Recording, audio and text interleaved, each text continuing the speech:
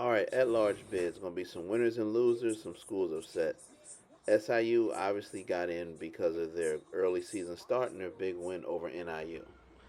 Chattanooga, they finished 7-4, but I believe, and here you see them losing to Western Carolina, but I believe they got in because of their loss at Alabama. And last year, so many people thought they deserved to get in. So I really don't I really don't have a problem with that, but I can see how people are upset. University of North Dakota, as you see here, very good team. They only lost to ranked teams, so I understand that at large bid. Uh, right here, Youngstown State with the big upset over SIU, and SIU was undefeated. They playing probably the second toughest conference, so I understood why they got in. Western Carolina is probably the one a lot of people are going to be upset about. This team has come a long way. They have had a losing record for a long time, and this year they had a winning record, and they didn't get in. Go under center. North Carolina Central. North Carolina Central finished 9-2, probably one of the best HBCU teams in the FCS. So I understand why they have the chance to go play Richmond on the road next week. So that's a well-deserved team to get in. Incarnate Word UIW was a very good team. Finished 8-2. Had a game canceled on them. So Holy Cross, another team that was on that bubble that a lot of people thought had a chance to get in or could have got in. So that's another team that people might say is a snub. UT Martin put up some insane offensive numbers this year, blew out a lot of teams.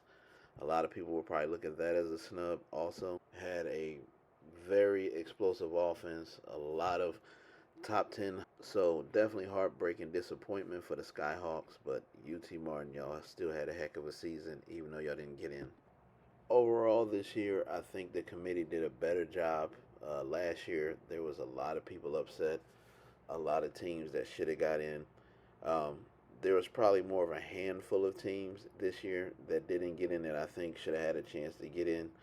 William and Mary, they fell towards the end.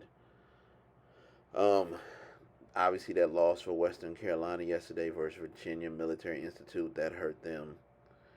Uh, just a lot of things fell apart. I think Chattanooga playing Alabama and losing to Alabama helped them. Understandable. And anybody else chime in, man. TheFCSNation.com. Don't forget TheFCSNation.com where FCS football lives. Any teams y'all can think of that should have got in that deserved to get in. I mean, there was a lot of 7-4 teams that were good. A lot of 8-3 teams that didn't get in.